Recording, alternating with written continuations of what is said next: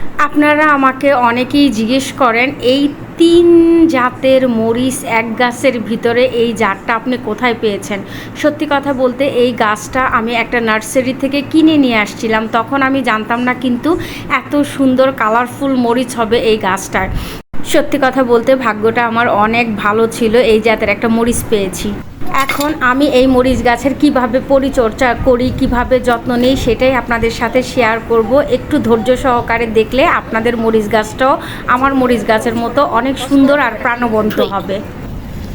বর্ষাকালে আপনারা কিভাবে গাছের যত্ন নেবেন সেটাই আজকে আমি আপনাদের সাথে শেয়ার করব। এই দেখেন গাছের পুরাটাই আমি পুরাতন মাটিগুলো একদম সরাই নিচ্ছি, ঠিক আছে। তো এখানে ক্যালসিয়ামের জন্য আমি ডিমের খোসার পাউডার দিচ্ছি। কিভাবে দিচ্ছি জাস্ট একটু খেয়াল করেন।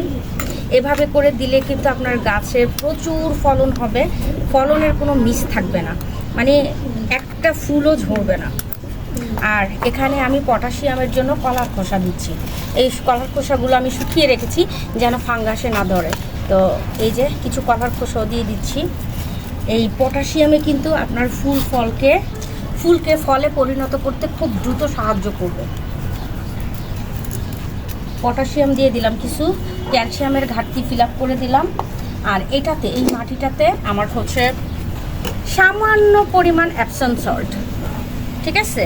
এই যে চারপাশ দিয়ে দিলাম। আর এই মাটিতে আমার কিন্তু মোটামুটি হাড়কুচি, শিংকুচি, তারপর জিঙ্ক। আর এই মাটিটা আমার পুরোপুরি সবজির খোসা দিয়ে তৈরি করা। এটাতে আছে আপনার গোবর সার, শুকনো চা পাতির গুঁড়া, তারপর আর এই যে একটা জিনিস সামান্য একটু, এটা থিউবিট। এটা যখনই আপনারা খাবার দিবেন তখনই কী করবেন, একটুখানি থিউবিট দিয়ে দিবেন, এতে করে ফাঙ্গাসে ধরার কোনো চান্সই থাকবে না।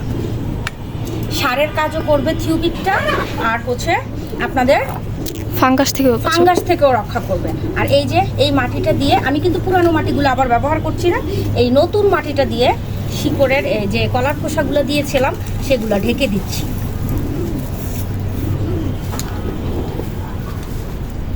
আমার টবটা ছোট হয়ে গেছে, এই জাতের মরিচগুলো লাগাইতে গেলে একটু বড় টব ব্যবহার করলে ভালো হয়। যত বেশি মাটি থাকবে আপনার ফলন কিন্তু তত বেশি হবে।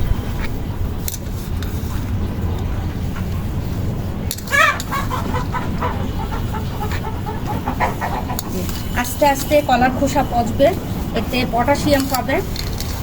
সব ধরনের খাবার এই মাটিটাতে আমার আছে, আলহামদুলিল্লাহ। এই যে হয়ে গেল।